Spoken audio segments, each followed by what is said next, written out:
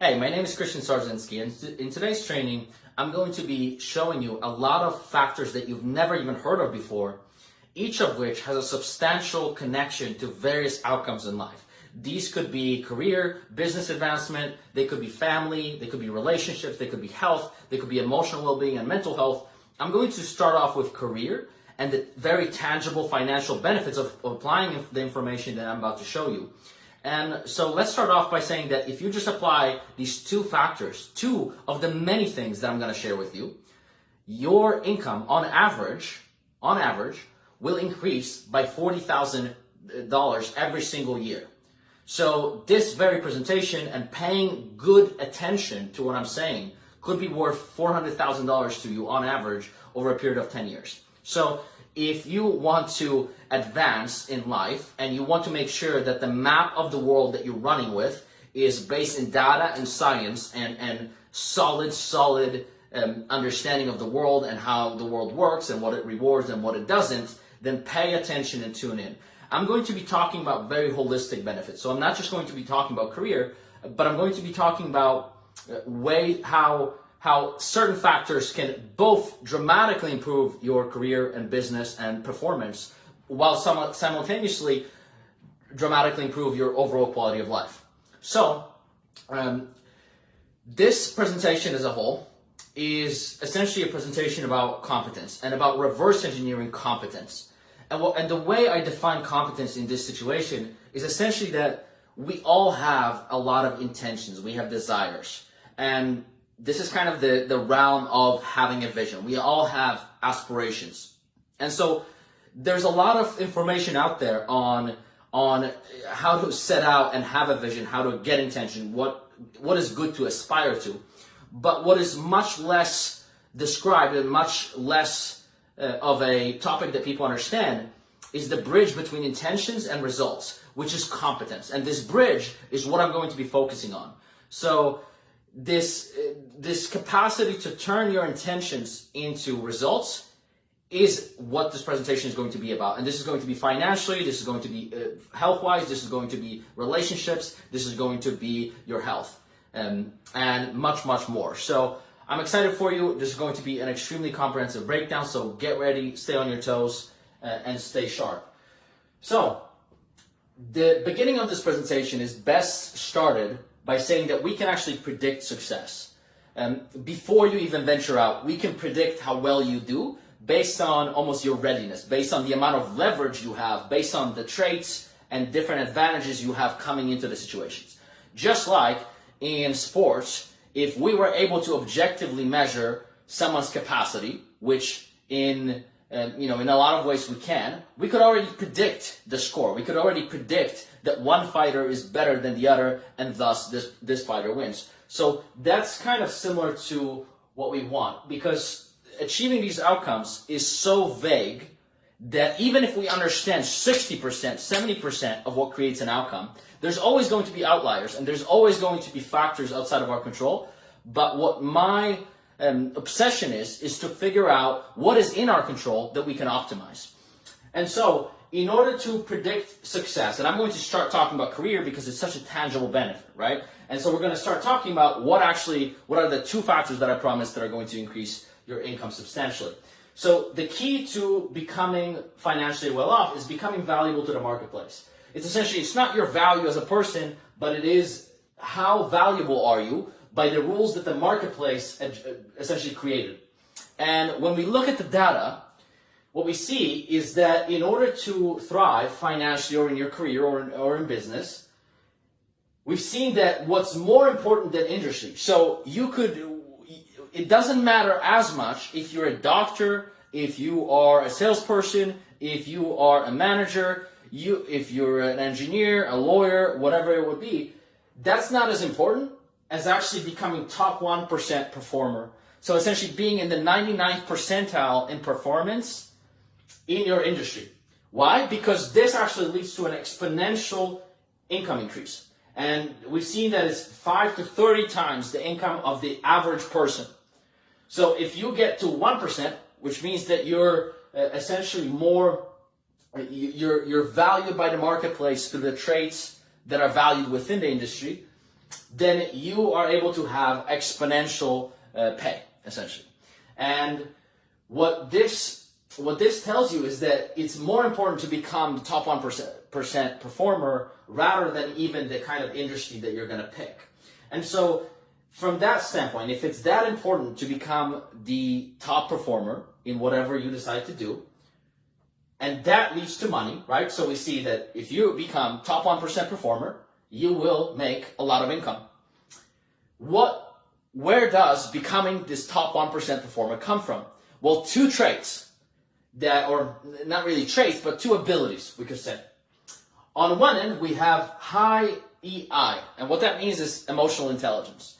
And I'm going to be breaking down, because a lot of people, when I'm saying emotional intelligence, I'm not talking about being kind and sweet no matter what. I'm actually talking about that you can do everything that is appropriate. You can be compassionate and empathetic when it's appropriate, and you can be ruthless and strong when it's appropriate. So I'm talking about intelligent use and understanding of emotion. I'm going to define what emotional intelligence is and breaking down into various traits, and then show you factors that give you that ability. But what they found when they studied over 42,000 people is that when they compared people with high emotional intelligence versus people with average emotional intelligence, the people with high emotional intelligence made on average almost $30,000 more, so $29,000 per year more than the average people. So, and the beautiful thing about this is that this is extremely malleable, right? So I'm not talking about getting different parents. I'm not talking about grow up in a different environment. I'm not talking about don't let a dentist inject mercury to your teeth like they did to me, which will mess with your brain. More on that later, more on biology later. I'm talking about things that are within our control. So just by optimizing your emotional intelligence, you're way ahead of the curve. Now your potential for an income, for being in the top 1% increases substantially. And this is the most powerful factor we are aware of right now. Now, people were asking, how come emotional intelligence leads to such dramatic effects? Well, there's many reasons, but one of the effects was studied in the Journal of Organizational Behavior, and this was a study done in 2017, so it's pretty recent. This knowledge is pretty recent. And what they found was that just the ability to recognize emotions, so emotional recognition, just that ability to see nuance in emotions in others, allowed people, so the average person is not very good at judging other people's emotions. They don't have they will be able to judge positive, negative mood, and they will be able to see basic personalities, whereas someone high in emotional intelligence will be able to see the nuance of different personalities, different emotions, which means that they will be provided with more accurate information, which then leads to higher political skill. So the emotional recognition leads to higher political skill, better ability to maneuver the social realm, which also leads to better, essentially, management of emotion, of relationships, and almost this professional facilitation, helping others, being able to exchange and essentially climb the hierarchy. Because in healthy hierarchies, it's the people that help the most, that help others the most, that end up at the top, that become the 1%. So, number one is definitely figure out what you need to do to optimize emotional intelligence, because that will make you a lot of money, in the long term. Now, one thing that I wasn't even, one thing that I want to emphasize is that when I'm talking about income, it's important to recognize that there is a certain morality to competence. Is that you want to really understand that there's no one's better off by you not being all that you could be, and by you not having the resources that would allow you to help others. So keep in mind that when I'm talking about income, it's just one of the benefits that we're going to cover, and it's just an extremely, extremely tangible benefit. The other factor that makes up top 1% performers is cognitive function. And the financial benefit that's going to bring you, and essentially what cognitive function is brain function. It is brain health. And we're seeing that it's an extremely malleable factor as well. So when we see these two malleable factors that brought together, because this factor, depending on the kind of industry you're in some industries, it's more important to have extremely high cognitive function so that you can maneuver complexity. So in jobs of high complexity where it's not repetitive routine, this factor becomes even more important. So it could climb up to 15, 20,000 on average. And what ends up happening is that these are just at the medium range. So these income increases, this is what happens in the middle.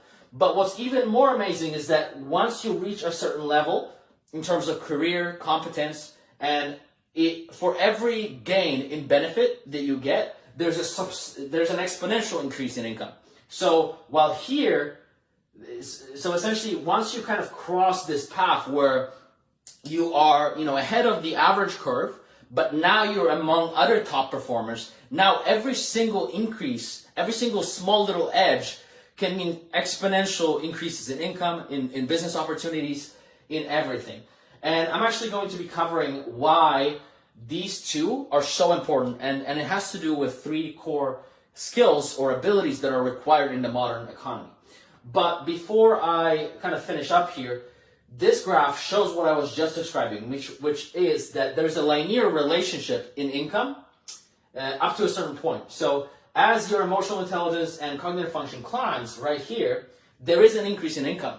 But there's something special that happens at around this end distribution here. At the top performers, is that for every increase in either emotional intelligence scores or cognitive function, there's an exponential jump in income and compensation because you become so much more valuable to the marketplace. And the reason being is that the marketplace rewards things that are rare and valuable. So if you have something that is rare but not valuable, the marketplace doesn't care. If you have something that is valuable but everyone has it, which a lot of the industries are becoming that way, right? I work with a lot of lawyers, and one of their fears is that so many people are becoming lawyers at this point. There's more and more doctors. And so the more there is of different professions, the more people have the same credentials, the less valuable that credential becomes. So it's simple economics.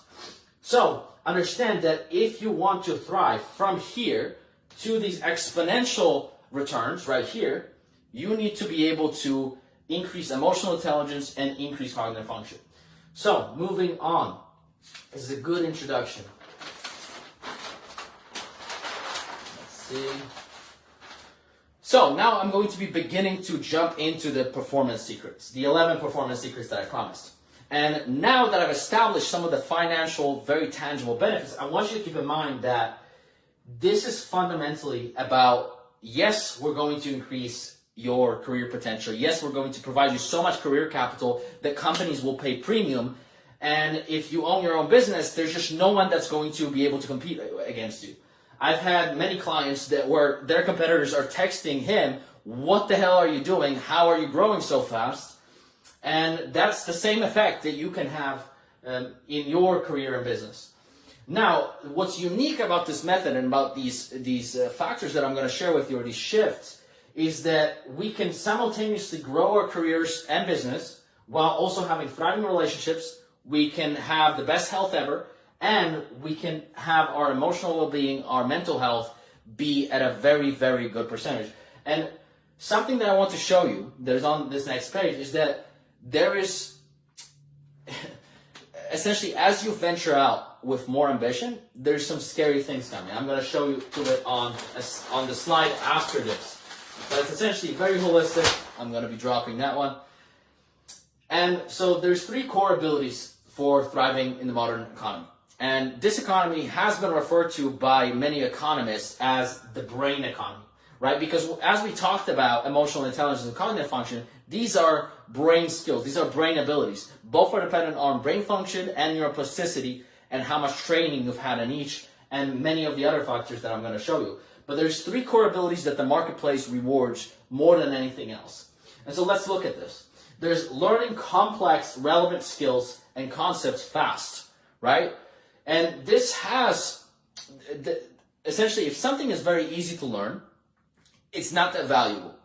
If something is very difficult to learn and few people are capable of mastering that topic, it becomes very valuable. It becomes more rare. Obviously, if you become a professional, time stamper or something, it's not as valuable as having skills that people place higher value on.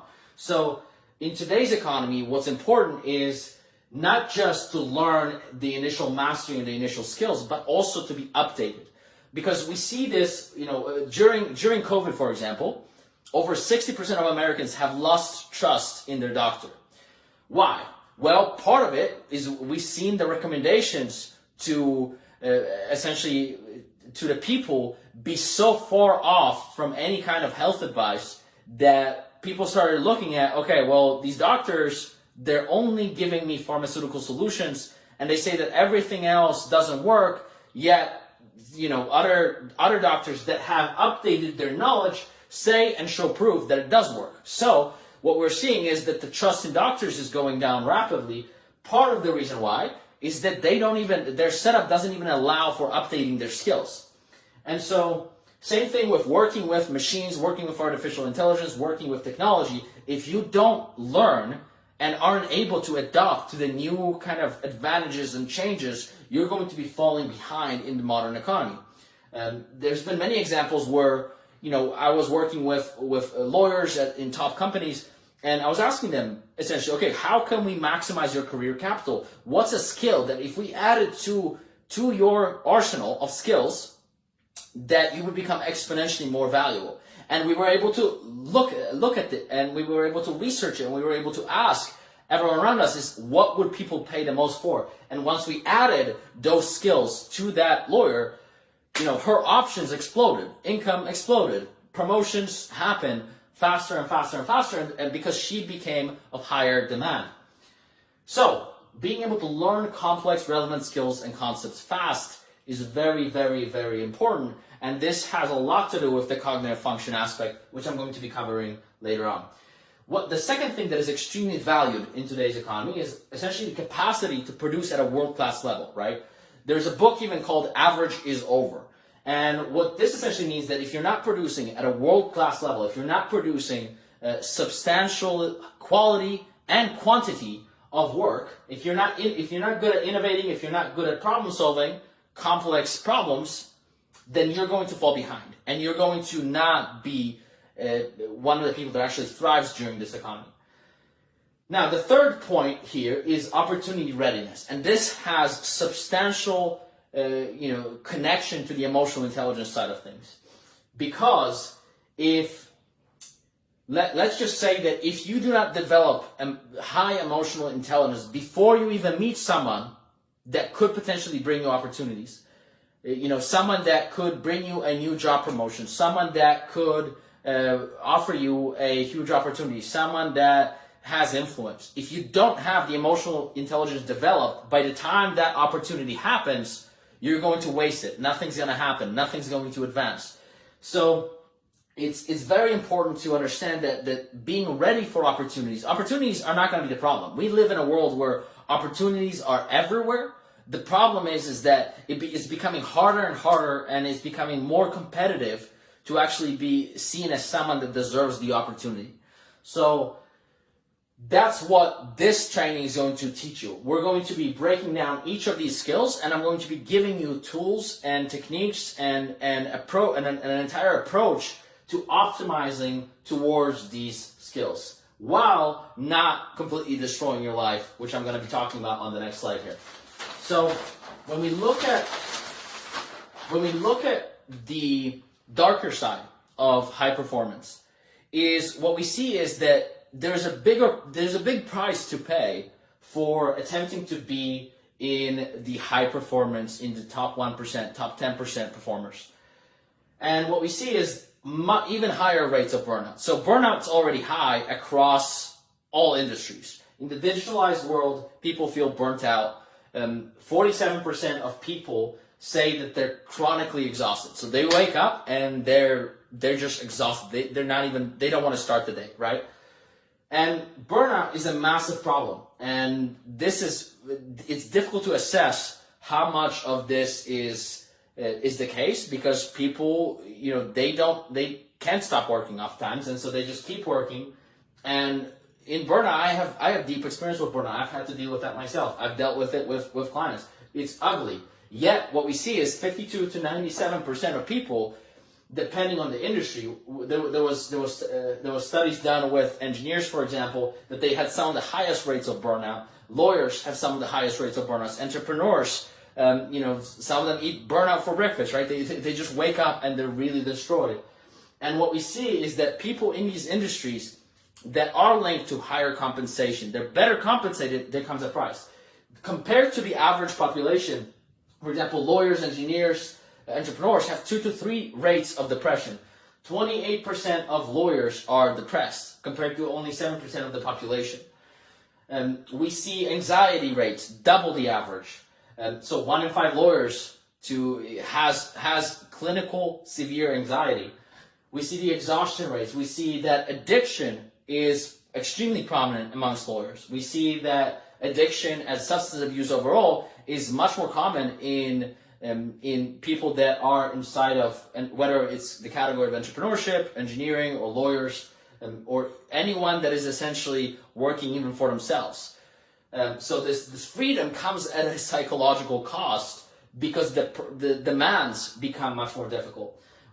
Something that is incredibly both sad and intriguing from a scientific standpoint is that bipolar rates in entrepreneurs, lawyers, engineers are significantly higher, 10 to 11 times higher than the population. Why? As we'll see, is that stress and this constant drive ends up depleting the brain, ends up destroying gray matter in the brain. And so if you don't have a good way and a good approach to managing the stress and to become the outlier, because essentially if you are to not fall for these statistics, you have to become an outlier. And so, now we got sleep. 83% of lawyers report bad sleep. And these each contribute because sleep problems are 100% comorbid with various mental health problems. So what we see is that these high performers are so stressed out that sleep ends up being sacrificed, and there's a lot of problems with, as you have anxiety, now you're going to, the odds of insomnia go up tremendously. As you have depression, the odds of, essentially as you have sleep problems, odds of depression go up, and as you have depression, the odds of sleep problems goes up. So it doesn't look great. And so what I'm going to be showing you is how do we become outliers? How can we actually reverse engineer factors, causes, the mechanisms of, and see what differentiates the people that end up not being part of the statistics versus the many that end up being just like the statistics. In order to do that, we have to understand debt. And so the concept of debt, and biological debt specifically, is very important to see, because I was talking about stress. And I was talking about these performance demands, right? And there's a concept of, there's debt across many different things. There can be energy debt. There can be, right? When someone runs a marathon, I can tell you that they're going to be very, very lazy for the next weeks because they're in such debt. They're under recovered. Similar thing happens to willpower, to sleep, to stress, is that maybe you've seen that maybe there was a stressful event you've had, and as soon as that stressful event was over, maybe you felt wired before, as soon as it was officially over and you were able to relax, you were more tired than you have been in a long time, because that's how debt works. Debt has to be paid off, and it's a real thing. So the solution to debt, and almost the opposite of debt, is leverage. And in order to have leverage, you have to be able to stack the deck in your favor, in some sense. And the way you stack the deck is that you first reverse engineer. So we're going to be reverse engineering the success rate in this situation across all these different industries. Because the things I've showed you are universal across all industries. They work. Emotional intelligence, cognitive function, they predict success in every single industry. Emotional intelligence especially, about 4 times as more powerful. So in order to stack the deck, you have to know what you want to stack and what you want to invest in. And without this knowledge, you really can't stack the deck. So I'm going to be doing you a favor here, and let's begin stacking the deck. So when it comes to predicting success, there was one very interesting study that essentially studied children, and it is the famous marshmallow study. This was a study done at Stanford, where they essentially were testing if impulse control, or the ability to postpone gratification in children, was able to generate any kind of interesting patterns in adults. And they measured, so they did a test with children, and some children were able to hold off on the immediate gratification of eating one marshmallow instead of getting two if they wait. So the price of getting two was weight and impulse control. And the children that were able to do that better ended up outperforming the other children as adults in income, career success, relationship success, health, just about every single measure possible. And so that became this famous idea of that willpower, impulse control, resisting immediate gratification is so powerful, and it is. And I'm going to show you the mechanism that drives that capacity, which is top-down versus bottom-up control. And we see this in adults as well, right? There's right now, the adults in various countries across the world spend about 8 to 10 hours on electronics, just scrolling mindlessly, right? And oftentimes, people are not even aware that they're really doing it, right? And that's because the brain has two systems. One is bottom-up, which is the emotional brain that consists of the stress response and the reward system. And more on that later. And then there's the top-down brain, which is the rational brain. And this fight between these happens all the time, and that's essentially what the marshmallow study was measuring. So what they saw is that in this task, the children that had stronger top-down control, which means that their rational input was able to influence their emotions. So top-down instead of seeing a marshmallow and just wanting to eat it immediately, even though 2 marshmallows would be even better. So it's all, and one rule of neuroplasticity and overall sociology is that things are unlikely to change. Is that what is likely to continue unless something dramatic happens. And so what we understand from that study is one of the things that predicts success, on top of the things I've already mentioned, is essentially top-down control and your ability to regulate your emotions, which is part of emotional intelligence and executive functions. And this top-down control is very, very malleable. There's a lot of things that will come into how much of this superpower you essentially have. It's going to be both biological and psychological factors. And I'm going to be introducing a lot of them here. So let's continue. One of these factors that is extremely, extremely powerful are the 2 dopaminergic systems. And this is one of the most important things to actually get right. If you want to align your behavior with your intentions, you need to look at the dopaminergic system. If you don't look at it, then you're going to be kind of lost in the dark because you don't even know what you're trying to change. So let's start off by helping you understand what does dysfunction of this system look like? Well, the dysfunction shows up in that you procrastinate, you have low motivation, you struggle with addictions, right? Which applying this to the high performance community, we see that is absolutely the pattern. Because the dopaminergic system is the system of desire, not just your motivational forces. It moves you towards things. It's not pleasure. It moves you towards things. It makes you want to do things, either things that harm you or things that could be good for you. And it's also responsible for your ability to achieve things. So it's actually involved in the cognitive function aspect as well as the emotional intelligence aspect. But we see addiction, inconsistency, poor focus, slow learning, low excitement, and overall low joy. You'll struggle when the dopamine system is not functioning correctly. You'll struggle being excited towards your goals. You might have rational goals, but you won't really feel excited towards them. And this presents a massive problem because you end up not executing.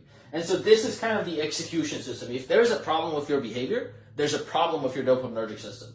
And there's 2 dopaminergic systems, and these are, which I believe I'm going to be covering that actually on this page in one moment. So let's talk about the motivation equation. So how can we actually fix this? And so the motivation equation works through in very simple terms, is that we can predict whether you're going to be motivated towards something or not.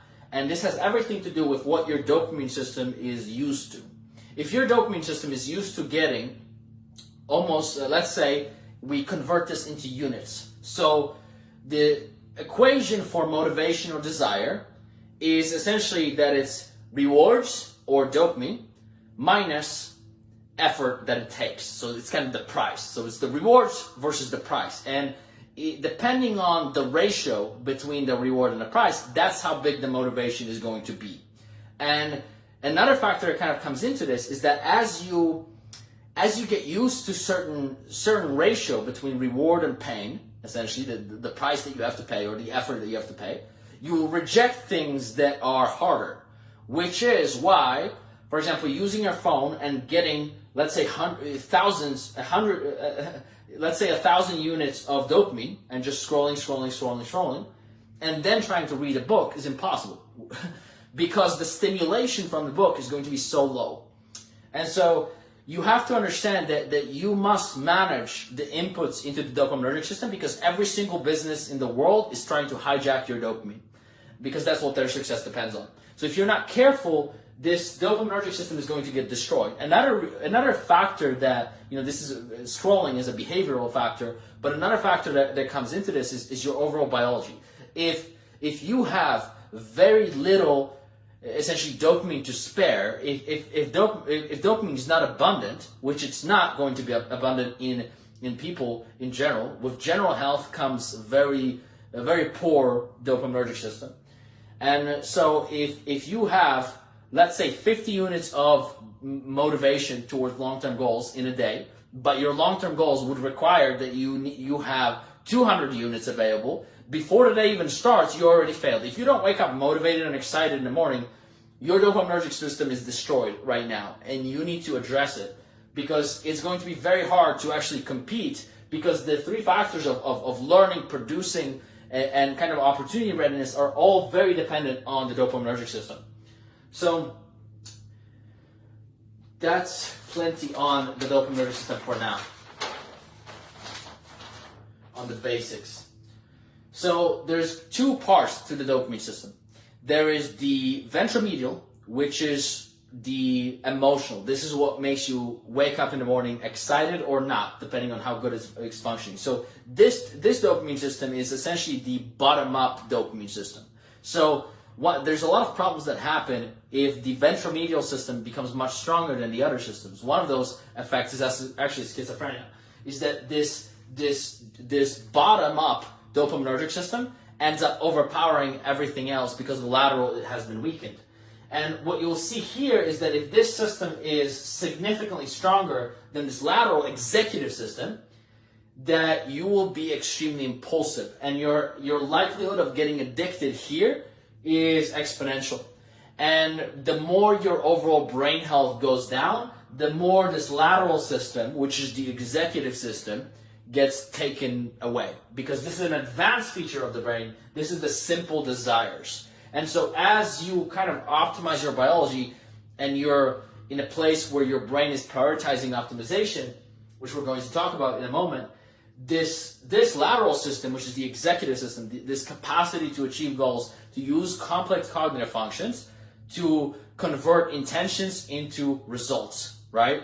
And so you can think about this as this lateral system is results, this ventromedial system is the intentions, it's the desire to actually get anything, right? Which this is also disrupted in people with mental health problems, because and in burnout, because this system stops being activated. So a dopaminergic system that is optimized, with that comes extremely good attention control.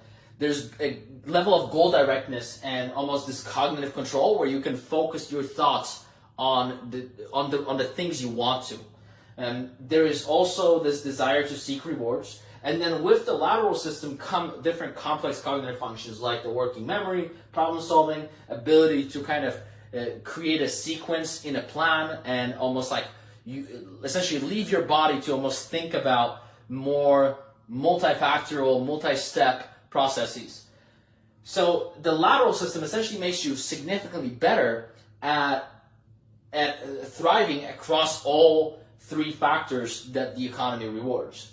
Whereas the ventromedial system kind of gives you this joy for life, this fundamental, almost childlike excitement towards the day.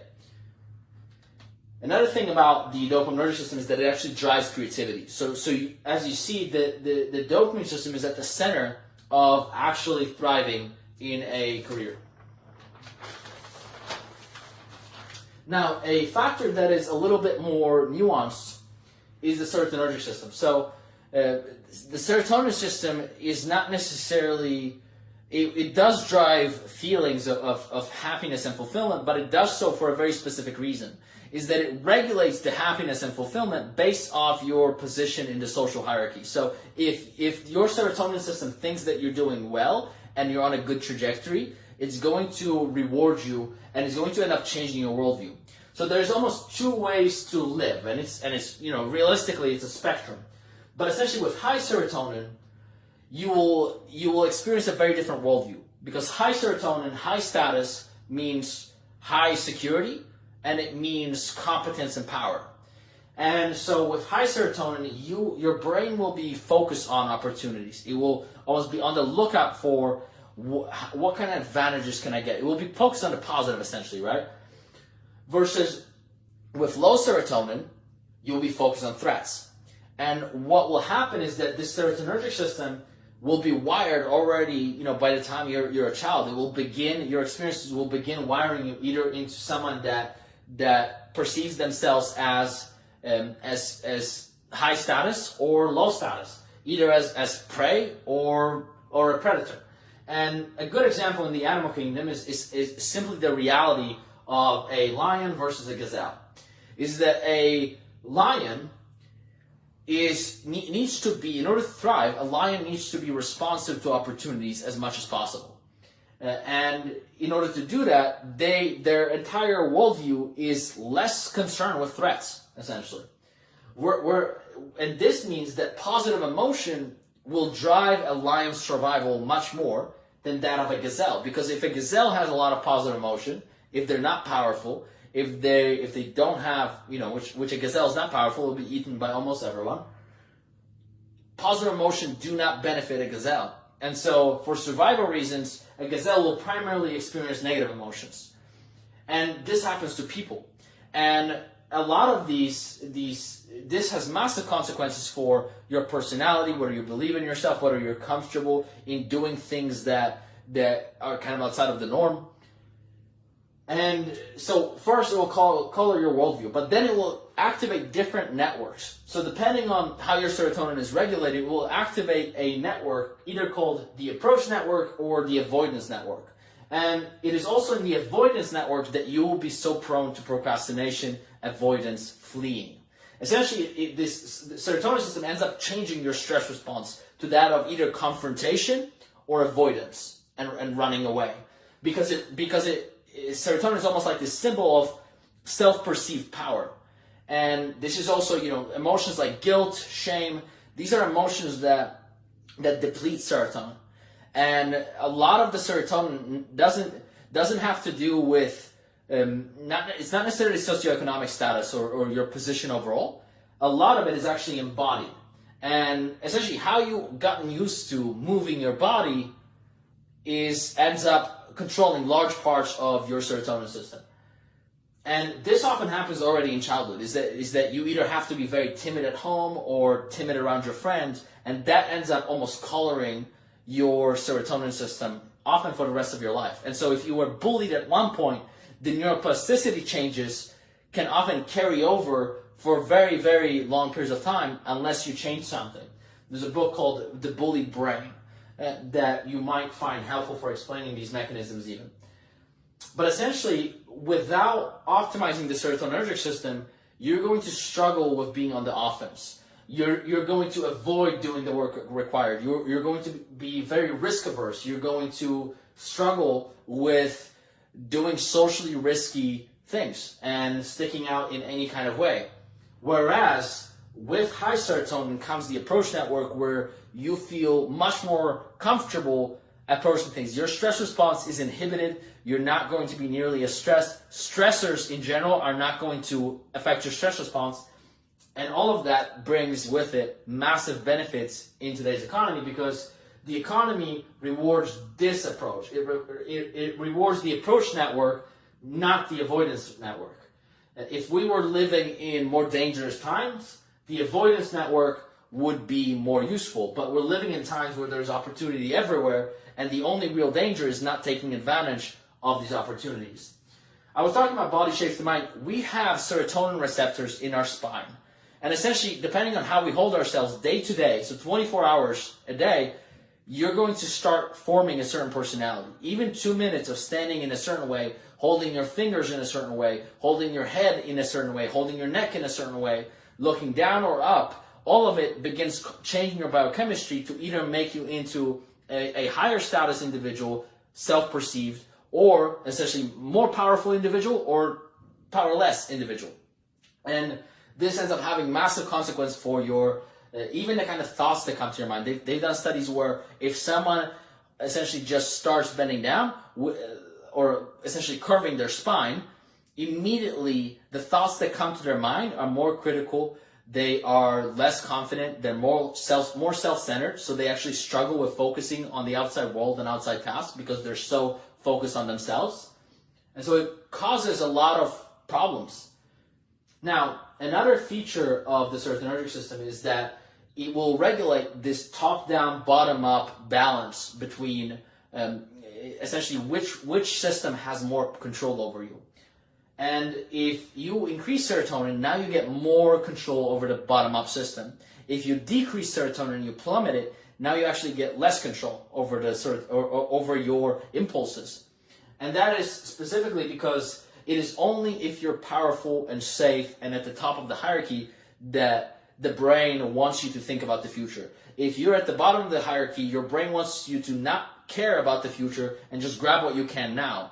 And so probably, in these children, this was playing a role, because we see this in animals and we see this in human beings, is that serotonin levels end up changing your strategy for survival. As serotonin rises, it's almost like this privilege of focusing on the future, focusing on more advanced strategies for survival. Whereas when you are at the bottom, it's actually better for you to be more impulsive and essentially just stay stressed and be more emotional about the way you behave. Now, another feature of the serotonergic system is that there's something called admiration circuits. And these admiration circuits are why human beings listen to certain music, why there's pop culture of any kind, why children watch and essentially have these models, is because serotonin itself is what controls status. And high serotonin will end up triggering either admiration or potentially, kind of competition. But if you're not careful about, and if you don't become self-aware enough about what your own admiration circuits tend to be attracted to, you'll get in trouble. You'll get in trouble in your relationships. You'll struggle in your career. You'll struggle with your self-image. You'll struggle with imposter syndrome. You'll struggle with getting hooked on various things that you rationally don't admire, but that your admiration circuits admire. So oftentimes, if someone, for example, is almost doesn't know why they like something, it often has to do with the admiration circuits. And so you want to make sure that your admiration circuits are something you're aware of, and that you've either adjusted, updated, to something that you actually feel much more congruent with. Because oftentimes the admiration circuits we come out with from our childhood are not admiration circuits that are beneficial to us anymore. The last feature of the serotonergic system is that it allows you to influence others, because people will generally listen. The first thing you will judge about a person is their serotonin. So it's going to be the person's body language. It's going to be to assess their status, to assess their power, because if they are powerful and they have bad intentions, that's bad news. You need to be careful. If they are powerful and they have good intentions, then you really want to get closer to that person, because that person can help you. So that's almost like how human beings judge other human beings. So as dopaminergic and serotonergic system covered. Now, another entry point, right? I talked about how 47% of people wake up exhausted every single day. If that's the case, you're not even in the game. You're not even playing, and you don't even stand a chance, because energy levels are such a huge entry point, right? And if we look at why, let's give an example, right? So it's by the simple concept of what's demanded versus what's available, right? And let's say we take two individuals. One is not optimized, one is optimized. So the non-optimized person wakes up with 200 units of energy. But let's say their goals, so their intentions, their aspirations, require 500 units of energy. This person, let's say, not only wants to thrive in career and business and health, but they also want to be pleasant to their family and be a good parent, be a good role model, right? And let's say out of this energy, 200 units is to the career. So let's say they maybe barely manage the career aspect, not really to do anything, out of the ordinary, or to get a promotion, or to develop their skill and kind of advance their career, but just to survive, just to not get fired. Maybe that's 200 units of energy too. But then they have all these other demands. And so suddenly, only the priority is going to get hit, everything else will collapse, and every day they're actually going to be going into 300 units of debt, meaning that every day they're going to be waking up more tired. Their brain and their overall functioning is going to get less complex, is going to get less advanced. The advanced features of the brain are going to disappear. Self-regulation, these different advantages are going to start going away, and they're going to be more and more like a zombie every single day the longer they wake up with 200 units of energy. Let's say we take an optimized individual. Now we see that they wake up with 2,000 units of energy. And let's say the basic goals that they have of these behaviors, they have the same demands as the other person, but this person ends the day with 1,500 energy units left, which means that they can invest that into either higher intensity at work, higher intensity with their family, higher intensity with their health, whatever they want, right? So energy is a critical entry point for actually being able to thrive and achieve any kind of goals, because it's a simple demand versus availability strategy. Another thing that energy does is that it ends up changing your psychology. So a lot of times, there's been a lot of people that were saying, just like make yourself think that you have more energy, even though you're exhausted, right?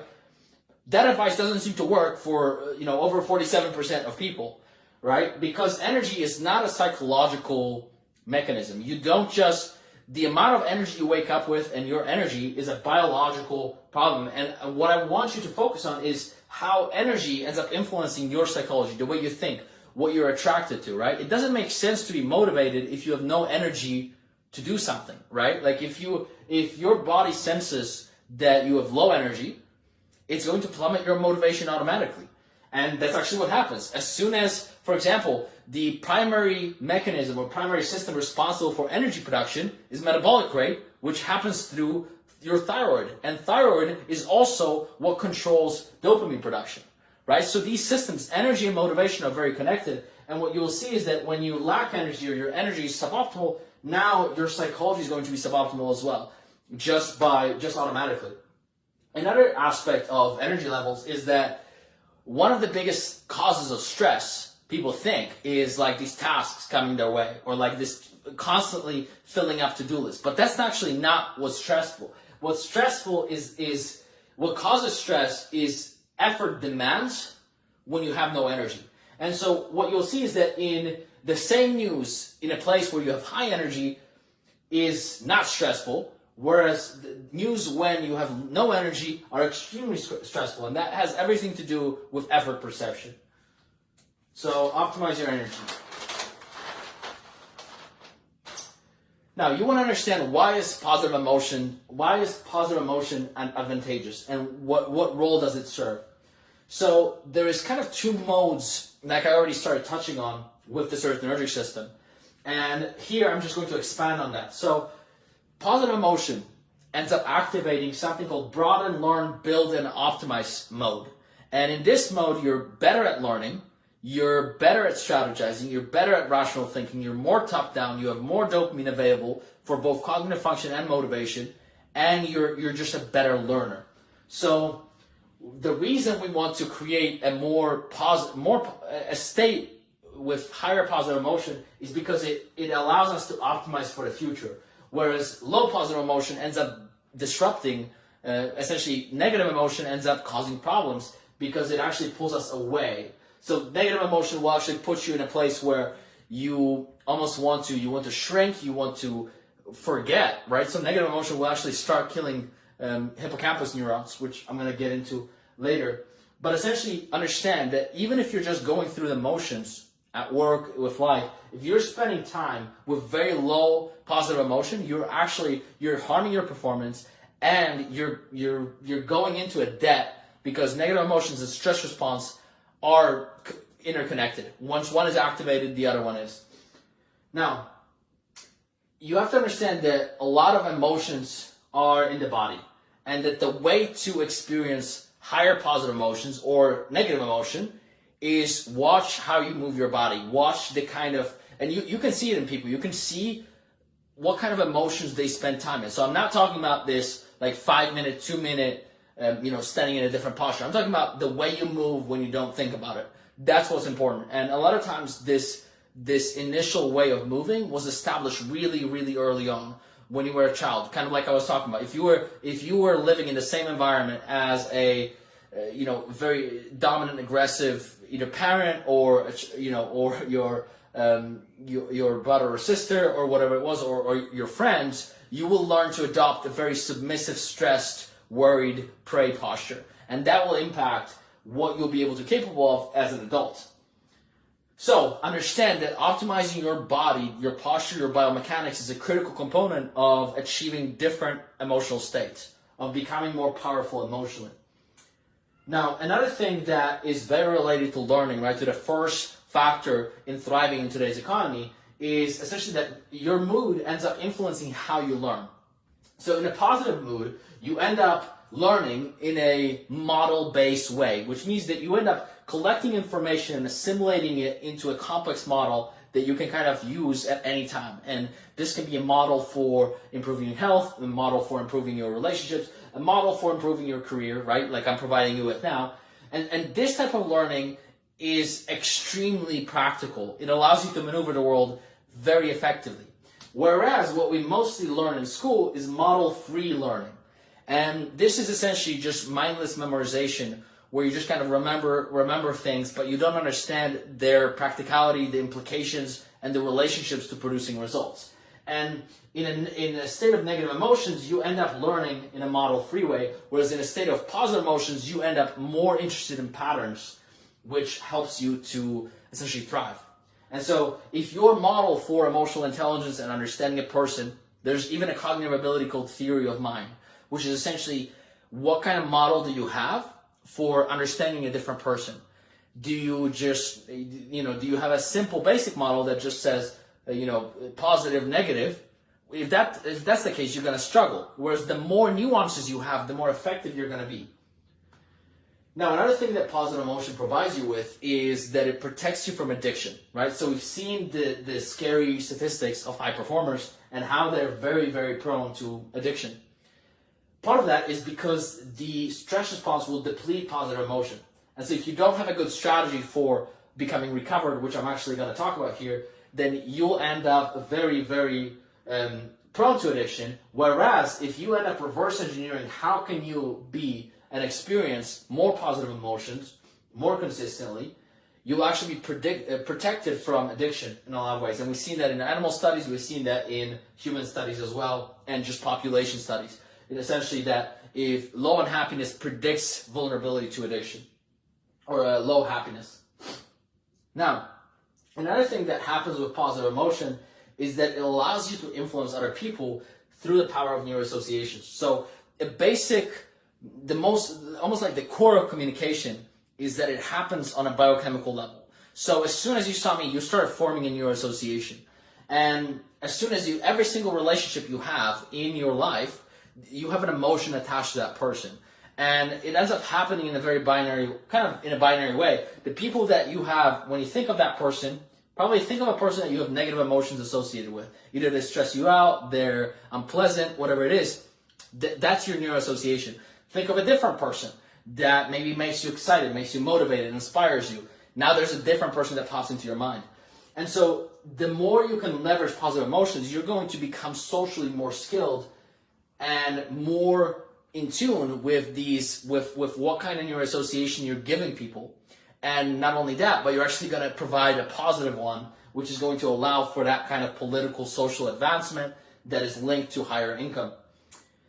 Another way of that positive emotions impact your life is essentially that you can improve the performance of others. So what they've seen is that the better the leader, so essentially when they were scored essentially on their effectiveness, and they were looking at which leaders provide their team with the highest performance improvements, they've seen that essentially leaders that promote an emotional environment that has about three. For every negative emotion, there's 3 positive interactions. So for every negative interaction, there's minimum 3 positive interactions. And that ratio could go up to even 1 in 5, so an even more positive environment. Those leaders were able to create emotional resonance in the team. And what that means is that the team gets into this mode. The team ends up learning better. The team is better protected. And they in turn become better at communicating, better at serving, clients, better at interacting with people, and overall more effective human beings.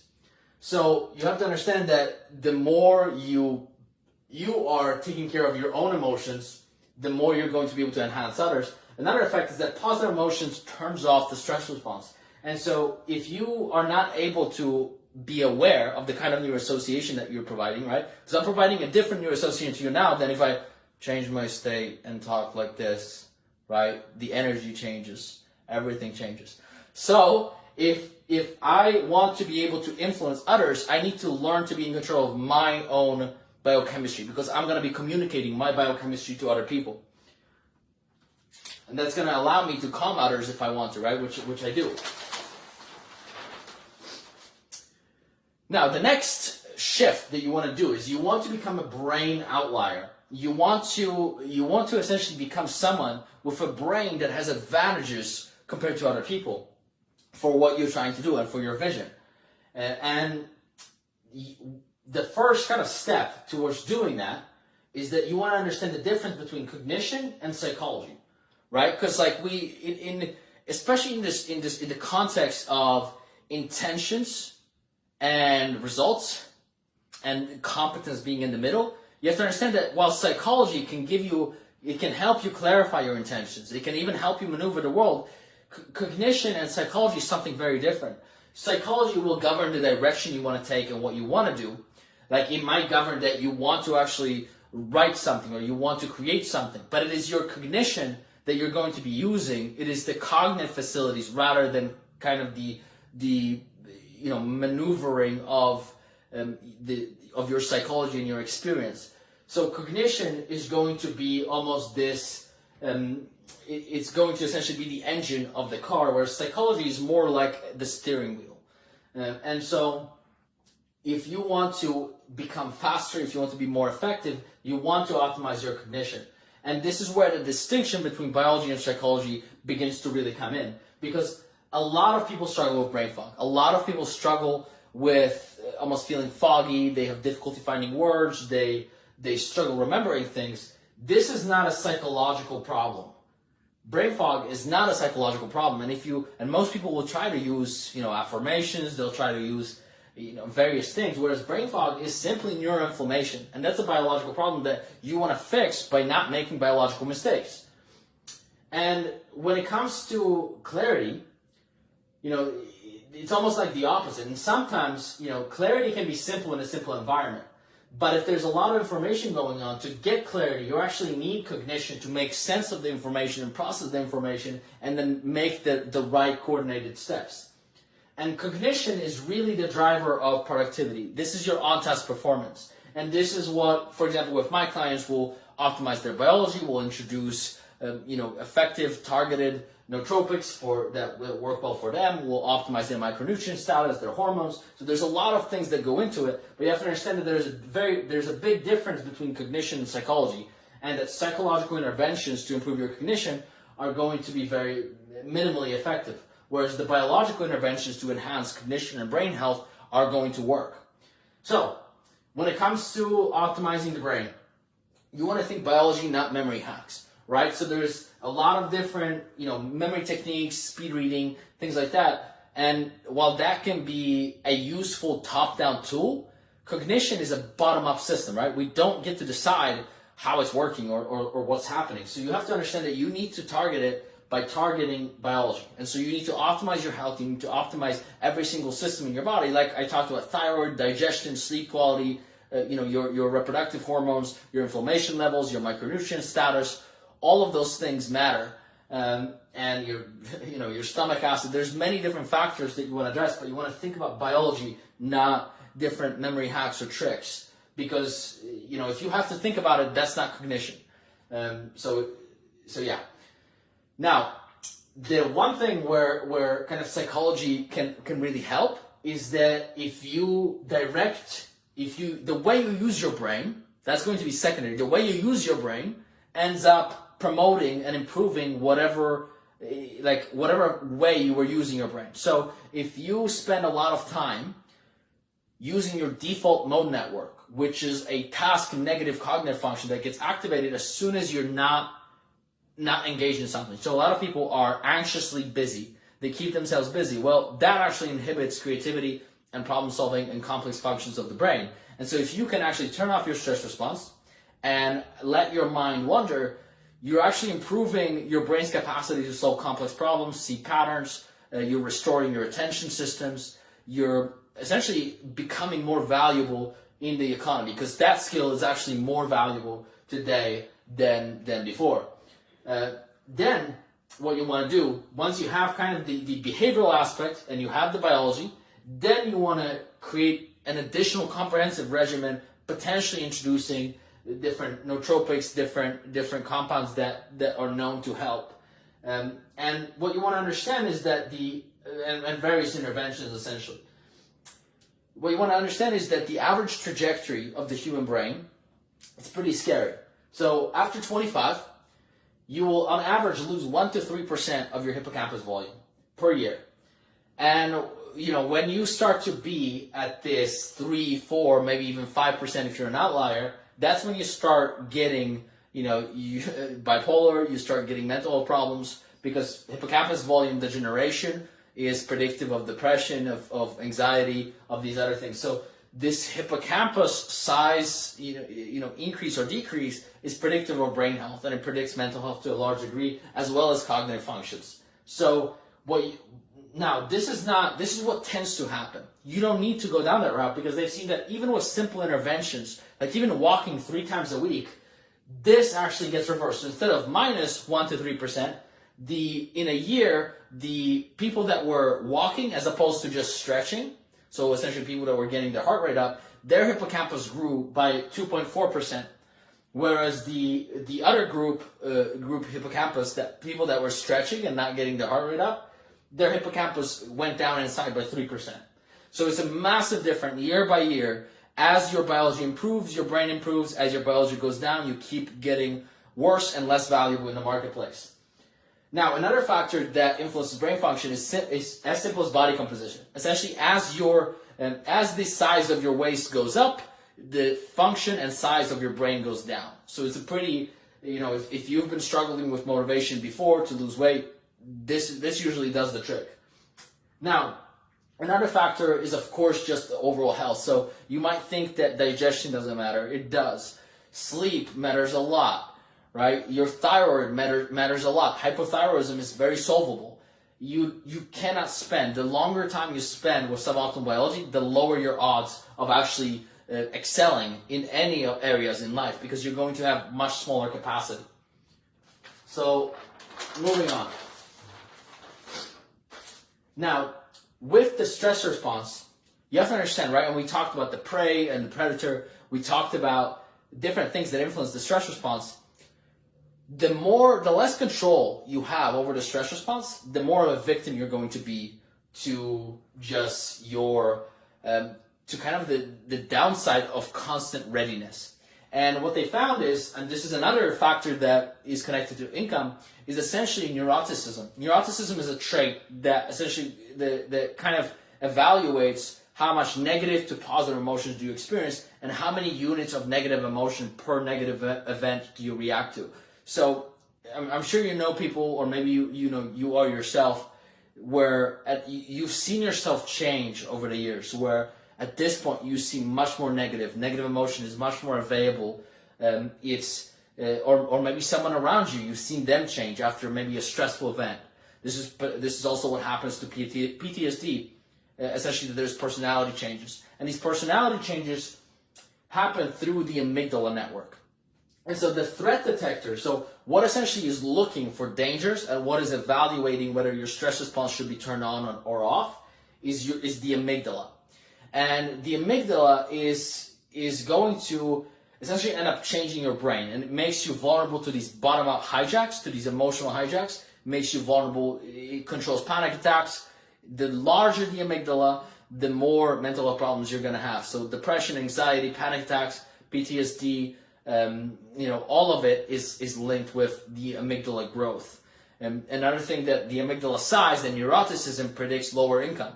Because in today's, kind of like I talked about today, the biggest danger to your income is not taking advantage of opportunities. Not that there's going to be, other kind of threats generally. And now, what happens is that people that have been exposed to massive stressors end up with a big disadvantage unless they can change that neuroplasticity. Because the neuroplasticity that they adopted from that event is actually extremely disadvantageous in other areas of life, including income, health, and relationships. One of the ugly factors about neuroticism and amygdala is that the more neurotic either one partner is, if one partner is very high in neuroticism, the odds of divorce go up tremendously. If two people have high neuroticism, that's even higher, right? So it creates a lot of volatility together with that emotional instability. And so you want to understand the consequences. You want to understand that having your stress response on constantly and having it be hyper-reactive is extremely unproductive, and it's going to harm you in large parts. And you want to really understand that a lot of times it's going to be a neuroplasticity problem, not a reality problem. The problem isn't the problems that are happening.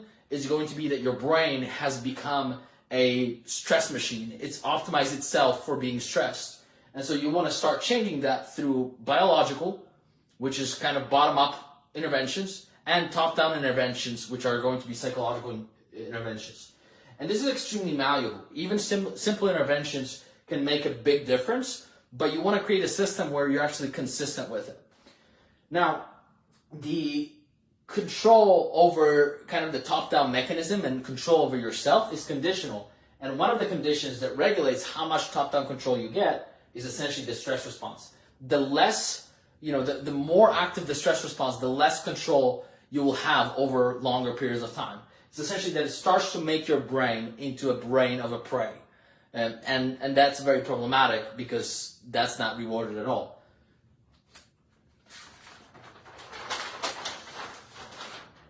So another thing here is, of course, sleep. Now, sleep's related to higher income, higher quality relationships, improved health, emotional well-being, all of it.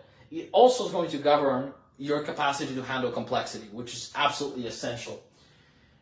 What it's going to create is, if you have suboptimal sleep, you're actually going to become bottom-up dominant, and your brain and cognitive functions are going to become downregulated, which is extremely problematic because, as we saw, the upregulation of complex cognitive functions is actually what gives you a huge advantage.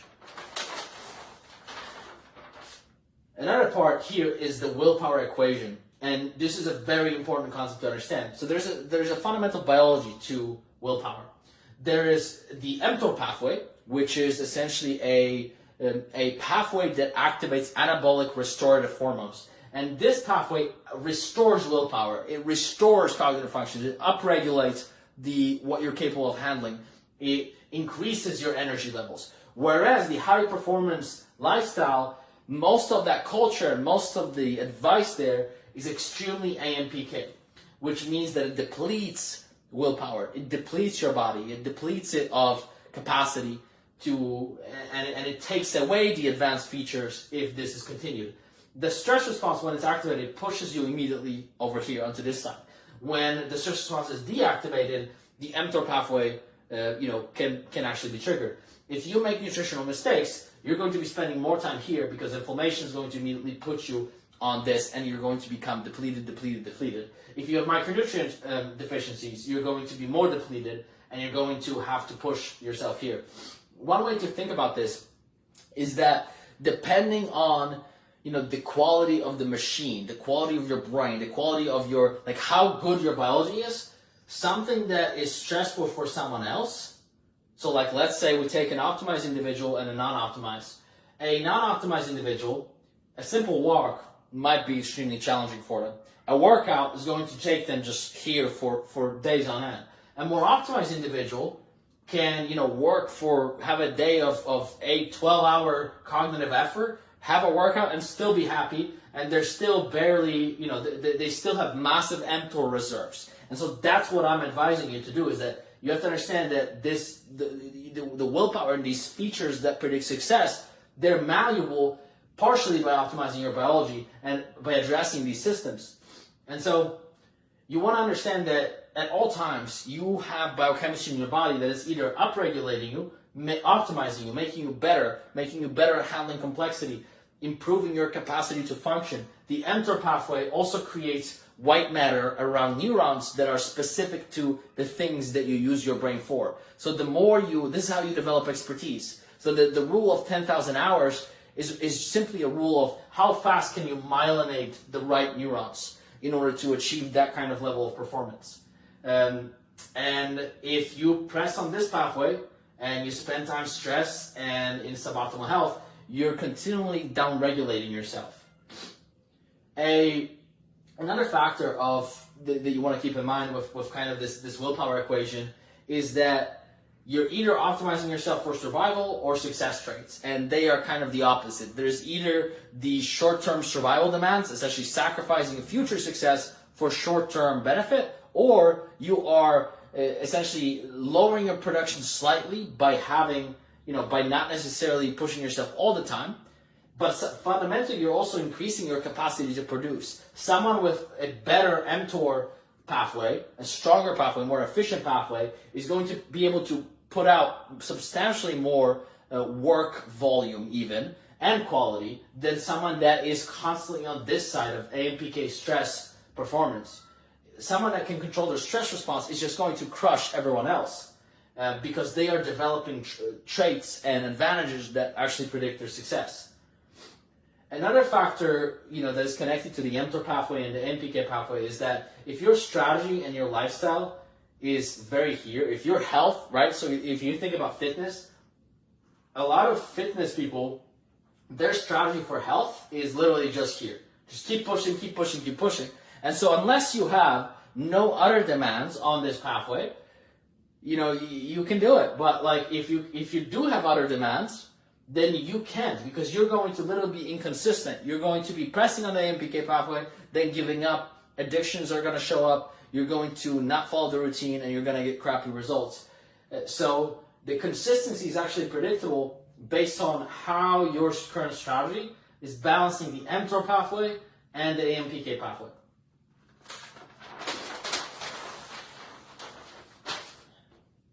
Now, what you want to understand when it comes to neuroplasticity is that you want to create the perfect brain for the job, the perfect brain for your goals, for the kind of life that you want.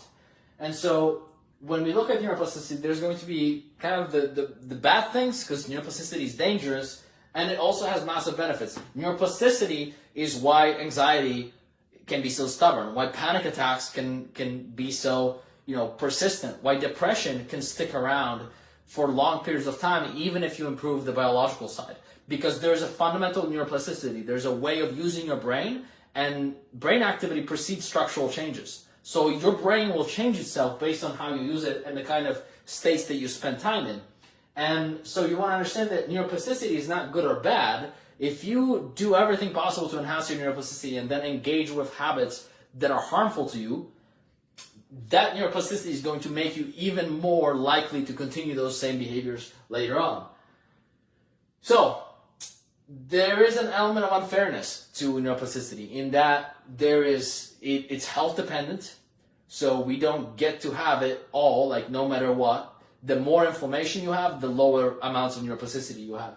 And we also don't get to choose the kind of neuroplasticity we come out with from childhood.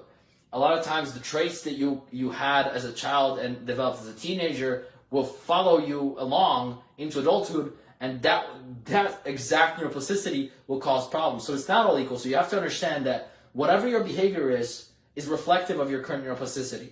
If you have low emotional intelligence, poor cognitive function, or even average, or if you have good, it's a reflection of neuroplasticity. And so you want to start taking control over this process. Now, there's a saying that you can't teach old dogs new tricks. That's actually not true. The more accurate statement is that you can't teach dogs with low neuroplasticity new tricks. But just because we human beings have neuroplasticity until we die. So essentially we have it. It's available to us, and it's health dependent. Depending on how optimal your strategy for keeping your biology as optimal as possible is, you're going to have certain amounts of capacity to learn. And this is what underlies that first factor of essentially learning skills fast, acquiring and getting new concepts fast. It's the neuroplasticity available. And so when the capacity to change is low, and you have low neuroplasticity, high inflammation, high biological problems, you're going to run into problems like being stubborn about your routines, like having difficulty changing. You're going to struggle overcoming different mental health disorders. You're going to struggle overcoming old perceptions. You're going to struggle learning new concepts. You're going to struggle changing how you think. You're going to struggle overcoming traumatic experiences. All of those, BDNF, which is one of the markers, one of the growth factors, brain-derived neurotrophic factor, is one of the predictors of how well you'll be able to overcome anxiety disorders, essentially traumatic experiences like PTSD, depression, and essentially even unlearn old patterns that are no longer useful to you. So you want to understand that this is going to create problems for you that are beyond your psychological control. You need to address the biological side of things, or else you'll get in trouble. And you'll really never optimize either. So then there's the high capacity. When neuroplasticity is high, change can be almost instant. Like you can just get a concept and it immediately starts shifting things around. And you essentially become a much more fluid individual. You can adopt to new information, right? One of the symptoms of like this contrast of low versus high neuroplasticity is the capacity to implement new information, how long it takes you and how easy that is. So, and we see that in the modern economy, that's essential. I've been a part of a lot of different masterminds, and I've seen same people, hundreds of people get the same information, dramatically different results, and this is one of the mechanisms that controls it. And so you want to do everything possible to optimize your neuroplasticity, which this is what I'm going to show you here. So in order to optimize your neuroplasticity, there's going to be kind of a couple of things. First, there's going to be the biological foundation. This is going to provide you with the higher capacity. So optimize your biology. Then you want to kind of set your psychology up in a way that increases your drive and creates this higher desire to engage with challenges. Once you do that, then you can set higher standards through your performance mechanism. This is the behavioral side. Are you actually doing, how long has it been since you've actually done deep, cognitively demanding, productive work, right? Or have you kind of been reactive and just getting by? Then we have influence. Once you enter, and they build on top of each other. If your biology is not good, you're going to struggle in performance and influence. If your biology is not good, then even your psychological, emotional management is going to be very difficult. So biology kind of stands as the foundation. On top of that, you get to build additional complexity, additional demands. And once you introduce influence and emotional intelligence, and you're no longer just in charge of your own performance and behavior, but now you're also in charge of others and how others feel, how others perform, now there's a lot more complexity. So this actually, by introducing complexity, you're increasing the demands for plasticity and ability to handle complexity, which is fundamentally going to help you create the kind of brain that gives you advantages.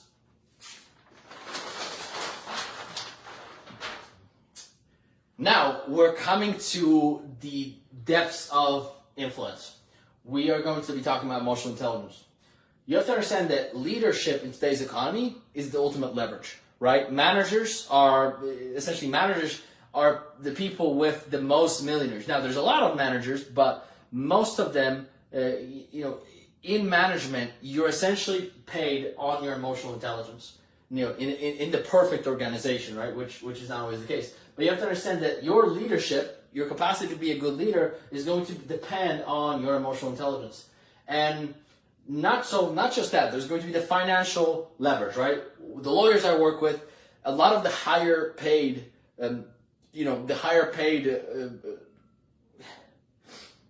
like positions and different offers always include demands on emotional intelligence, always include leadership.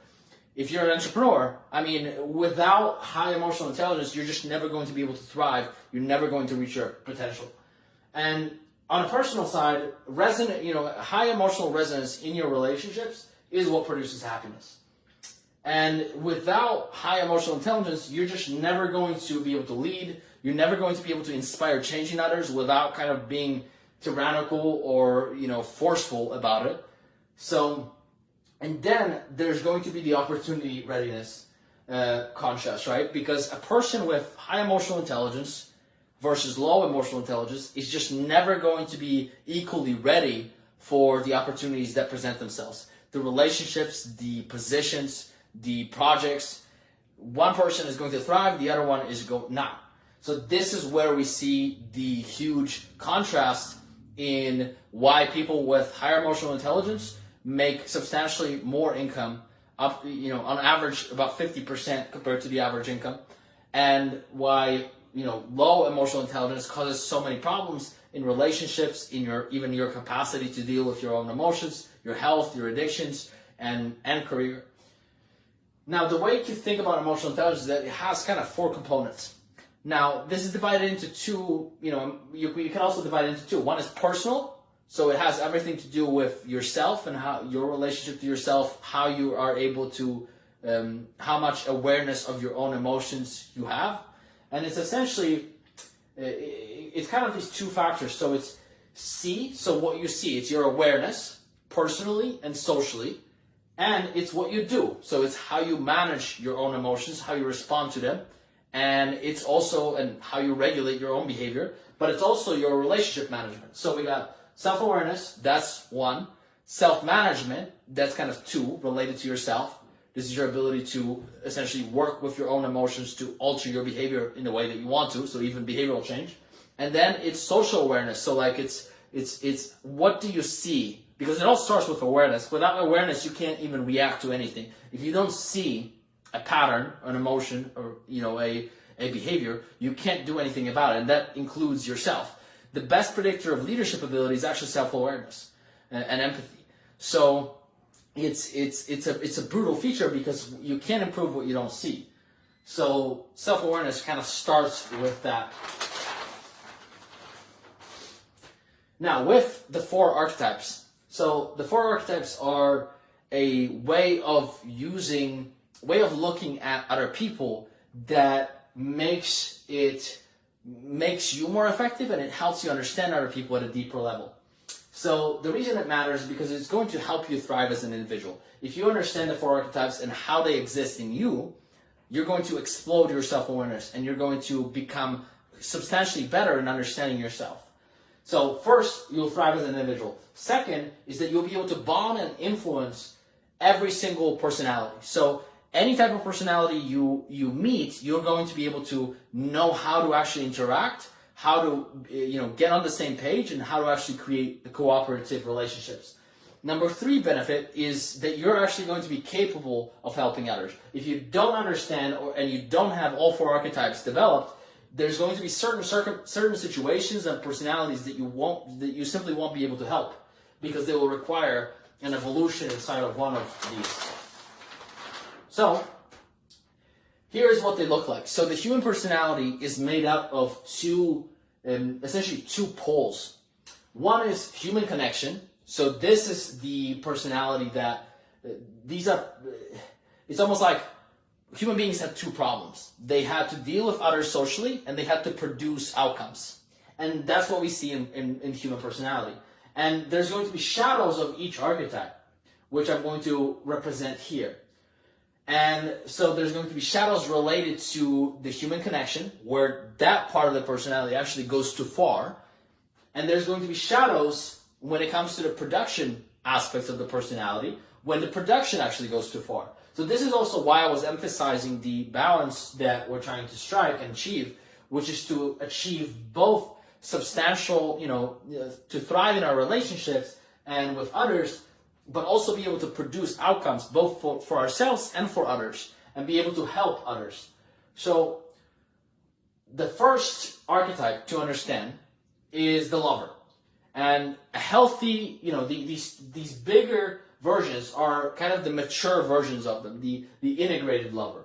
But you have to understand that we all start at the shadow level. So the lover is kind of very, you could say, sentimental. It's very emotional. And if you have we are, first of all of them. So it doesn't really, you're not just one archetype. You have all these archetypes inside of you at all times, and you can't get rid of them. And you shouldn't. And what generally happens is that if the lover is in a mature place, you're very connected to your vision and you're connected to other people. Whereas when you are, what ends up happening is that the lover can get addicted. You can get addicted to feelings which will almost put this illusion over your head, where you will get lost in your addictions and you will lose that drive that is supposed to go to the vision and the people you love is going to go towards your addictions. And this process is largely driven by dopamine. And so it's this misdirected energy where the addictions will essentially consume you instead of the vision and the people. Then we have the other shadow, which is the impotent shadow, which is the impotent lover. This is a person that's become detached. This is a person that's become disconnected from this energy. And this is what we see, in Thanos, in Avengers. He is detached. It's almost like represented that he is extremely competent, but he has this problematic, he's not connected to other human beings. He lacks compassion. And so we want to become a more integrated version of the lover, and that's how we're going to be able to relate to all people. If we are on either of the shadow sides, we're going to run into problems with ourselves and our own happiness, in our relationships, but also in our career. Then we have the king and / queen, which is essentially the archetype that represents the neurotransmitter serotonin, like we talked about. Because this regulates the status. And what you'll see is that most people will fall either in the category of the weakling or the tyrant, right? And this has everything to do with emotional intelligence.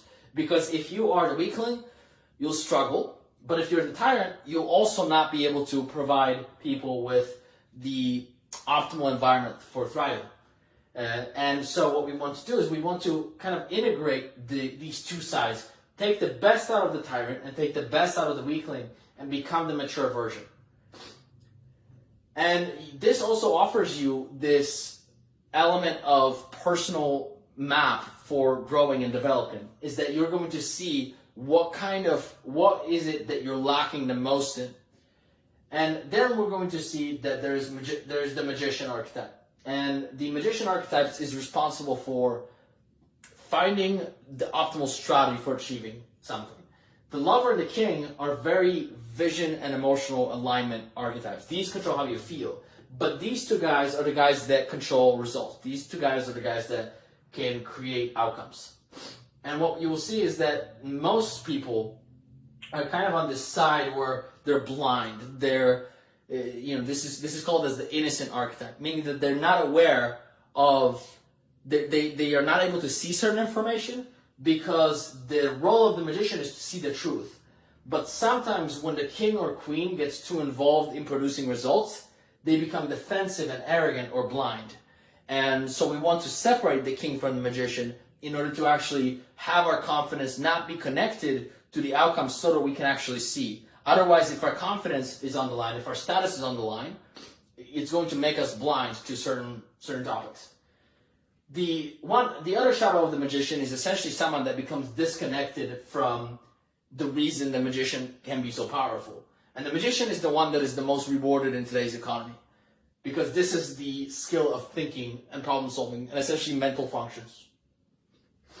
And when we look at the warrior, it becomes a little different, because the shadow of the warrior is one shadow on the connection side is someone that sacrifices themselves.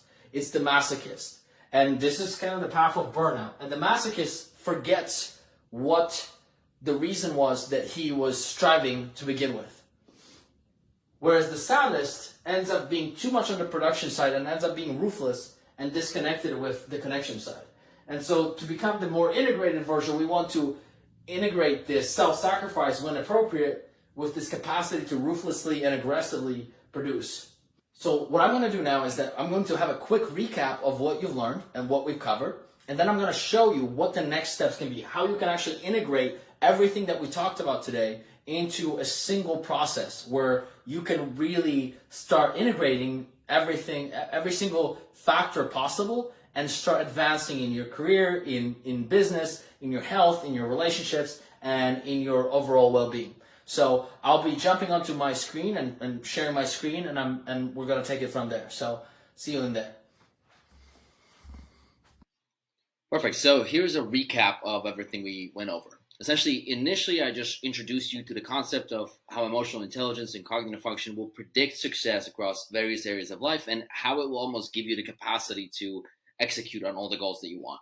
Then we went into the financial returns and what exactly it means numerically for you. And then we went over high performance statistics, and we saw that the baseline in the high performance market, whether you're a lawyer, copywriter, entrepreneur, business owner, whatever it is, there's a lot of demands. With higher performance come more problems. So a quick recap of the 11 factors. We talked about the dopaminergic system and how critical it is, how to recognize it, and kind of how that is almost this entry point for becoming engaged with your life, becoming engaged with your business, becoming engaged with the progress, and almost just building this desire. Then we talked about the serotonergic system. Something that I didn't mention is that disagreeableness itself, so capacity to almost essentially negotiate on your own behalf, is linked with essentially 18% higher income.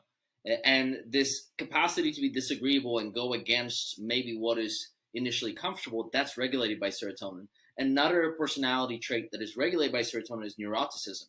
And I talked about that, but that also is linked with about 11% higher income. Essentially, the less neurotic you are, the more you're going to be able to take advantage of opportunities. Now, we also talked about top-down control and how important it is to understand this concept of top-down and bottom-up. We talked about energy levels and how all-day energy is almost your entry point for even being capable of winning. Then we talked about positive emotions and how important it is in essentially being able to express your best self. Is that if you're in a high negative emotion state, you're just never going to be able to present yourself in the right way.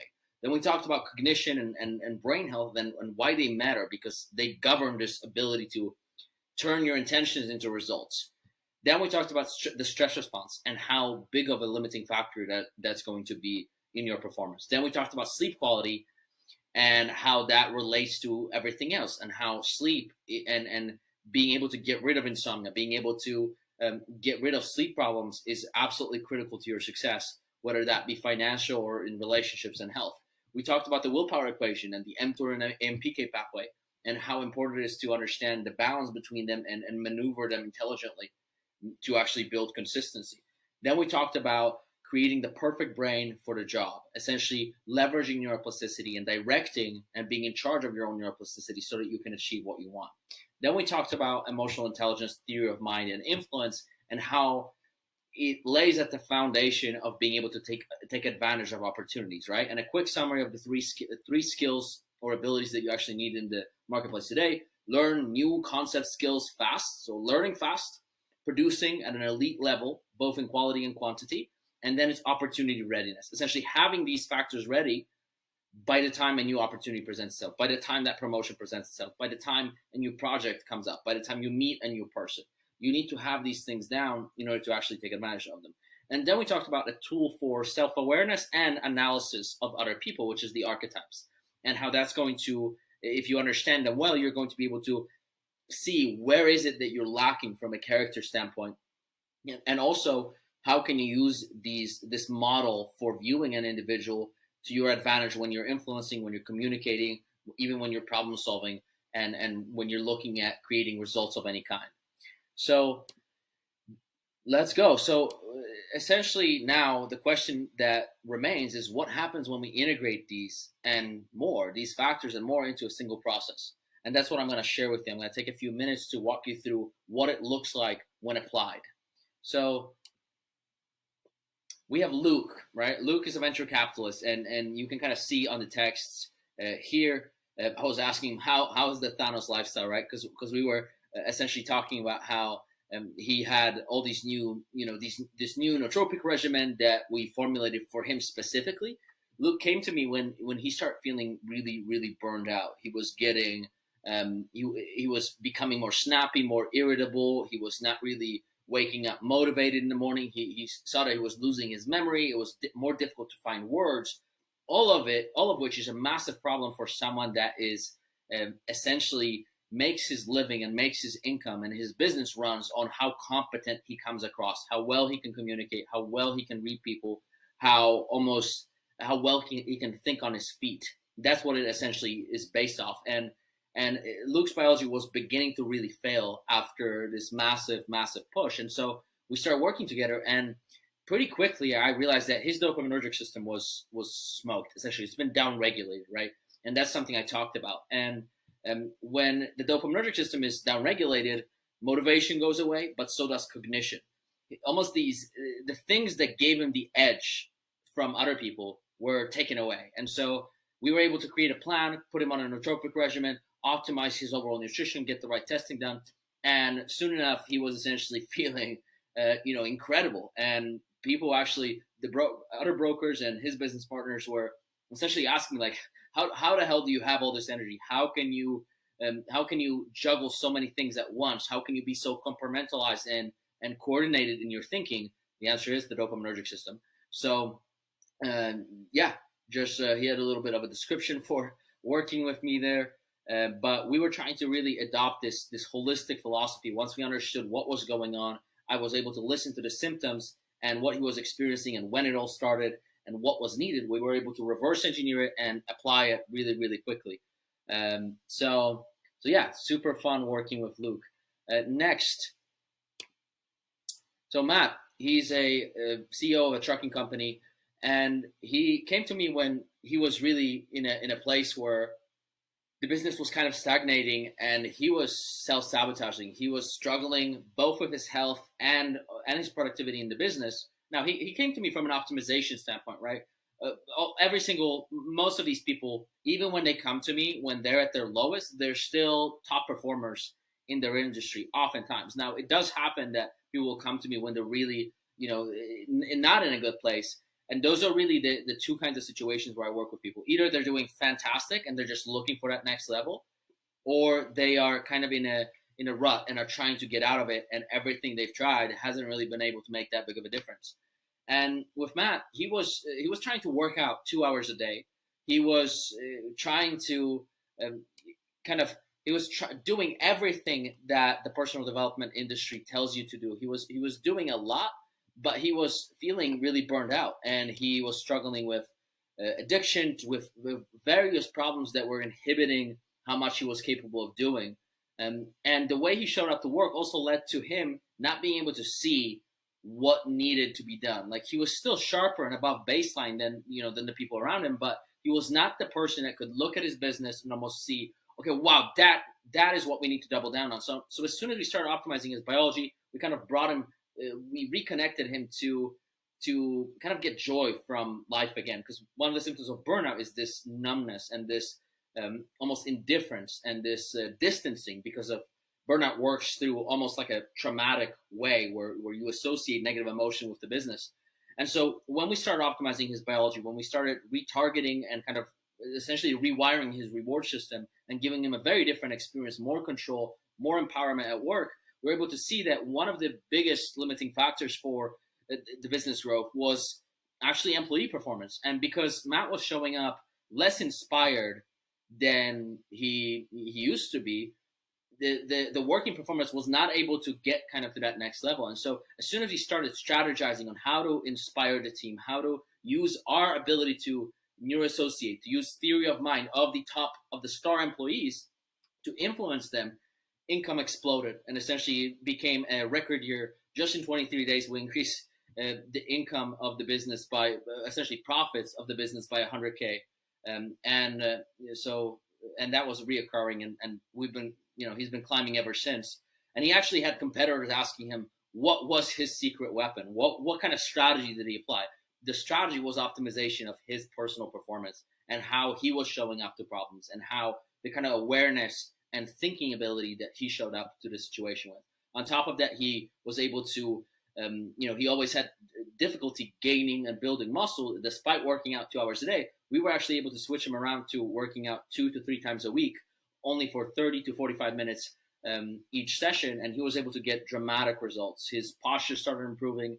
He was able to get rid of his anxiety, his sleep improved, his self-sabotaging behaviors and addictions started kind of falling off. And there was this completely different place that he started growing his business from.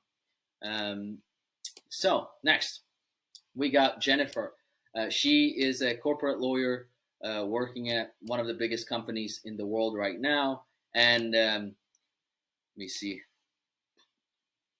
Yeah, she came to me with the simple desire of becoming more emotionally intelligent and being able to optimize her health and performance, but also the huge emphasis on becoming more self-aware, a better leader, because she saw that in her industry, what she needed now, her technical expertise was no longer the limiting factor.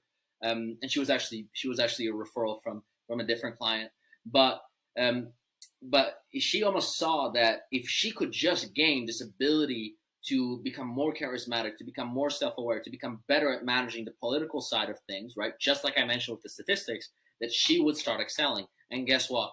Promotions after promotions started coming her way as we implemented and solved problems that were keeping her down, because she was really struggling with getting irritated by the politics, and she was getting there was a lot of negative emotion and anxiety and almost like this hopelessness, because how do I deal with these difficult personalities? When we started mapping out and applying the archetype framework for dealing with these people, suddenly the relationships changed.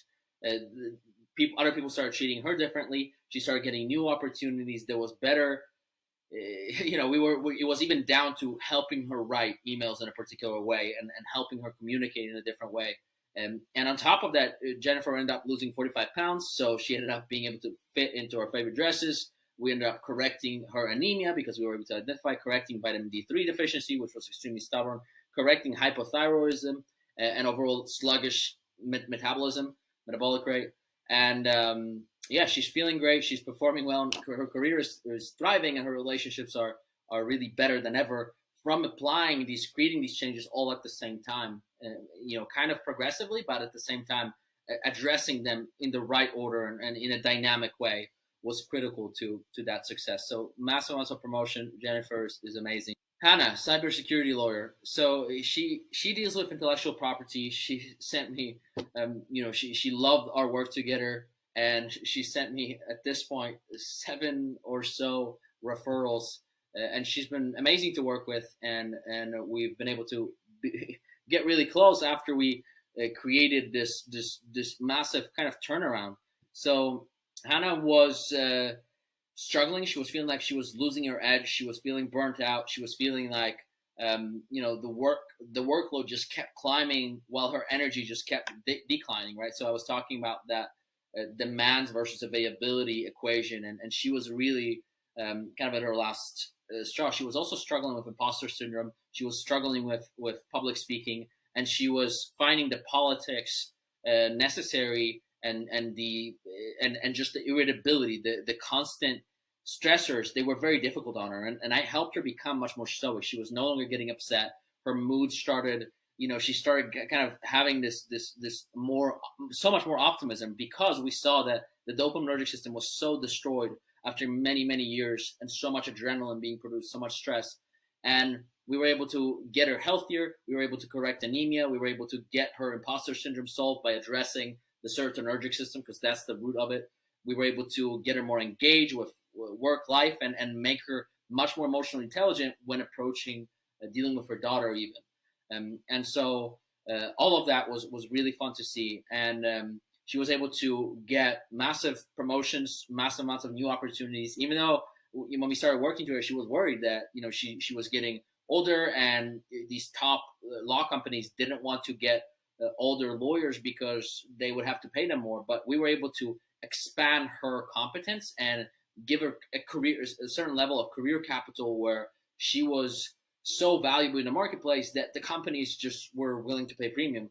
And now she's able to, she has her focus back, she has her brain health back, and she's functioning at a very, very high level. She was actually able to land a TED talk on imposter syndrome, and it's just a really cool person to get to work with. Here we have Nick. Nick is a 7-figure e-commerce entrepreneur, so lots of focused effort, right? And you guys will see these 3 rules of these learning skills fast and relevant, valuable skills, producing at high quality and quantity. That's really what these clients have been able to do. And Nick came to me kind of really burned out and almost discouraged, because he just couldn't find the motivation to do things. At this point, he no longer had to do things, and it was difficult to make himself do anything. He just ended up kind of procrastinating on the important things. He no longer looked in a way that he was proud of. He felt like he was losing his memory. Essentially, he was losing his edge. He was losing his sharpness, and he was constantly irritated, which irritability is one of the symptoms of neuroinflammation. And so we're able to take a deep look at Nick's health and his psychology and his reward system and the stress response, and start changing that. And one of the massive changes that happened to Nick is that when we were able to provide him with the structure of the archetypes of thinking about other human beings, conflicts just disappeared. He no longer was upset because he felt so misunderstood. But when I showed him that you can have a relationship at 4 different levels, and that he was looking for a specific type of relationship from people that just didn't have a certain archetype developed, there was just so much more. When we gave Nick influence, it was like almost like this key to connecting with the world again. Because he's so ambitious, so intelligent, and just he felt constantly misunderstood. And when we gave him this archetype framework of thinking about relationships, he was able to start connecting with people at the appropriate level, and also started to influence people in a way that where people didn't resent him, and they didn't resent his advice, and they actually really appreciated it, because we adjusted Nick's communication. We made him a better leader, a better communicator, and we made him a more effective human by optimizing his brain, his memory, his focus, and he just had a baby, and now he's able to not be irritated all the time and in a bad mood, and is able to be stoic. He's kind of on this amazing track at this point, both with his health, with gaining muscle, with business. The business is doubled in size during our time of working together, and it's really amazing working with Nick. And he was, we were able to see that his testosterone levels were, while they were kind of slightly above average for what he was trying to do, it wasn't enough. For the kind of standards that he wanted, it wasn't enough. There were new addictions that kind of started creeping in during this time for him, and we were able to really, without forcing anything on him, we were able to dig in and see what was it that he really wanted, and help him connect and find this new vision that wasn't this time enforced on him. So really, really amazing. And these intrusive thoughts that Nick was getting were one of the biggest problems for him, and that's exactly what we were able to resolve. Now, let's see here. So George and Shyla. So we were able to create a lot of changes for them. And they're both Fortune 100 managers, and they're very career focused, and they were struggling with low energy. They were struggling with, let me make sure I'm not covering them. They were struggling with constant fights. So they went to marriage counseling, and it really didn't help much. And they even felt like the counselor started taking sides and just wasn't able to provide anything useful. As soon as when I first analyzed their biology, and we kind of looked at their overall emotional experience and what tends to happen with that kind of individual experience, there's just no way two human beings could go together. And so we first had to optimize them as individuals. And then once they were capable of handling the complexity of changing your communication, changing your emotional intelligence, growing in your ability to almost maneuver relationships, and creating a very different neuroassociation and seeing where one partner had some pathologies in behavior, where the other partner had some pathologies in their behavior, and kind of make them open up to this more just working towards this shared vision. And that wasn't possible until we dealt with the constantly active stress response, the sleep deprivation, and the inability to get high quality sleep, the poor hormonal status, iron deficiency, all these problems that were happening, that were causing this volatile, high neuroticism emotional states. We were able to address those, and then guess what? 10, 11 years, their marriage has never been better than in the last year, and that was after 11 years of being married together. And they said that they're immensely grateful because we were able to point these things out, help them individually, and that helped them grow together and find solutions and become much better, calmer problem solver, both in business as managers, because they both actually got huge promotions and excellent performance reviews, but also in the relationship. So we were able to optimize them both at the same time. Then, so here is a great way to think about all of this, which is essentially to, what is a way that we could apply all these things into one single process? And the answer is the 4 human powers. And so first I'm going to map out what it feels like to be unoptimized. And the 4 human powers are biology, psychology, performance, and influence. And so when you are unoptimized, your biology is going to feel like this. You're going to struggle, build muscle, and stay lean. You're going to have high body fat. You're going to have back pain, poor posture, neck pain, shoulder pain. You're going to struggle with your sleep quality. You're just never going to wake up and just be sharp and rested and ready to go and have the endurance and cognition necessary. You're going to have brain fog. Your memory is going to be not as good as it could be. You're going to be forgetful. You're going to be exhausted. You're going to feel sluggish. You're going to have low willpower, low motivation. You're going to have digestive problems. Your brain is going to be prone to addictions. You're going to have hormonal problems. You're going to have slow metabolic rate. And it's just going to be very hard to operate from this place. On the psychological front, you're also going to struggle with addictions. You're going to be held back by old neuroplasticity, whether that be PTSD, trauma of any kind. You're going to have depression, anxiety.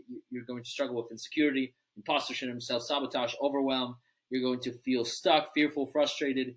You're going to be easily discouraged. You're going to lack joy and almost like struggle feeling this excitement. You're going to have low emotional stability. And then on the performance front, you're going to be inconsistent, inefficient, procrastinating. You're going to destroy your own momentum. Your productivity overall is just not going to be at the top range or what it could be. You're going to struggle focusing. You're going to have difficulty learning new skills and concepts, which is a big problem.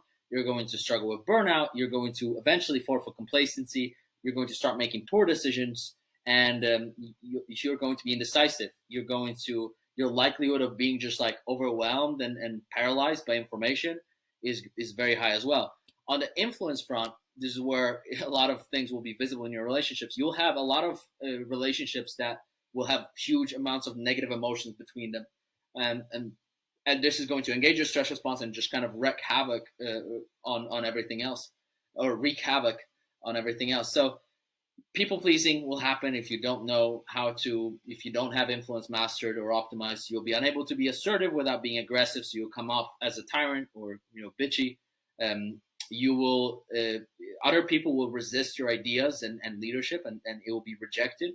You'll struggle to inspire change in others. You'll struggle with giving in to peer pressure. You'll struggle with being influenced by others in ways that you do not like. You'll be indecisive. You will overanalyze. You will analyze ineffectively. You'll have difficulty discerning between who to trust and who to not. And you're going to miss out on opportunities, and you're going to make poor decisions. You're going to be pushing people away, and you're not going to be able to be charismatic when it really matters. When you get the opportunity to deliver that speech, you're going to flop. So that's the unoptimized life, and I don't recommend it. So let's see what happens when we do optimize. So on the biology front, when you optimize, you're going to have all the energy. You're going to be effortlessly lean and strong. You're going to have sharpness like you've never had before. You're going to feel clear. Your overall brain function is going to feel so well coordinated. Everything's going to come to you at the right time. You're going to be able to focus effortlessly. You're going to have deep restorative sleep. Your hormones, metabolism, thyroid, all of that is going to function excellent, which leads to, beyond body composition, but just overall energy.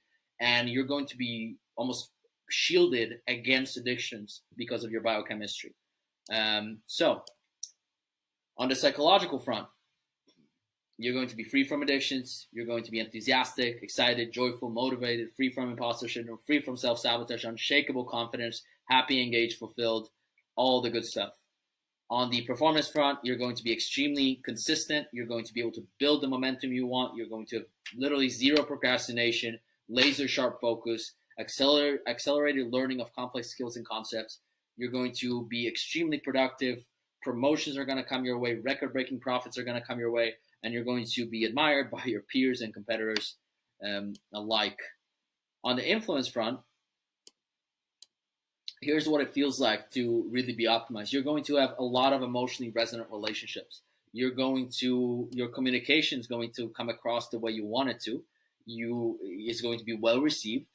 Others will appreciate your ideas and leadership. You'll make excellent first impressions. You will know exactly how to influence any kind of personality and relationship in the exact direction that is appropriate and would benefit everyone.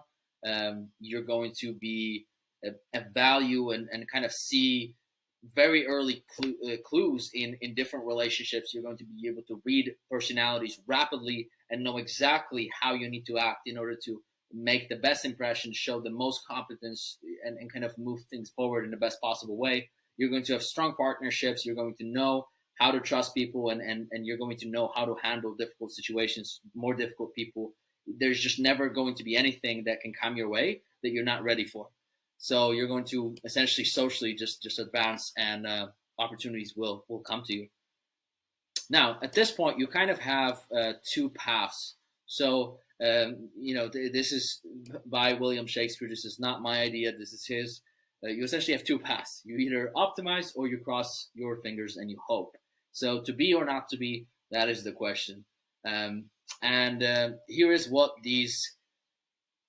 So, I assume that you want to be optimized. If you want to cross your fingers, go ahead and do that. But I would just not recommend it. The optimized life is a better life. It's a life with just substantially healthier, more profitable, better relationships. And you're just generally happier. So the next step towards becoming optimized, and if you want help implementing all of this, all these concepts, and you don't want to waste time trying to figure this out on your own, then book your clarity call below. I'm gonna put a link where, depending on where you're watching, there's gonna be a link below this video to book your call. And on this call, the call is going to be a very pleasant experience. I'm not going to be hard selling anything. I'm not going to be pushy. I really, I build relationships. So like my goal with having a conversation is for that to be extremely positive experience for you. And I just don't break that rule. I always make sure that you will come out with something, and it'll be the best investment of your time possible. And so here is kind of what to expect. So the clarity call process will first analyze and understand your situation, your aspirations, what you're trying to do. Then we'll review and analyze your past attempts. We'll look at the current challenges, the current obstacles, essentially everything that could go wrong, and just make sure that you're prepared for it. We'll look at any kind of limiting factor. We'll look at any kind of complexity that can come up. And, if you don't have any obvious problems, then it's essentially a path of figuring out how to optimize and where to do that. A lot of people come to me after working with just, the best people they could find, and they literally couldn't find anything for their level of competence, for their level of productivity. And when they see what I work with, the kind of, optimizing brain function and just being more surgical and targeted about it, and they are like, this is it. This is the next level, and they're super excited. So whether you have big problems or you're just looking to optimize, this is going to be a great solution and a fantastic experience. And then as a step 3, we'll formulate an individualized, sophisticated, sustainable, step-by-step strategy to accomplish your vision. And that's essentially what we're going to do. So thank you for watching this. Now, all you need to think about is just book your call below. It will literally take you 2 minutes, and it will absolutely change your life for the better. So do not hesitate. Do that now. Um, and yeah, we'll have a fun conversation together, and we'll see what I can help you with.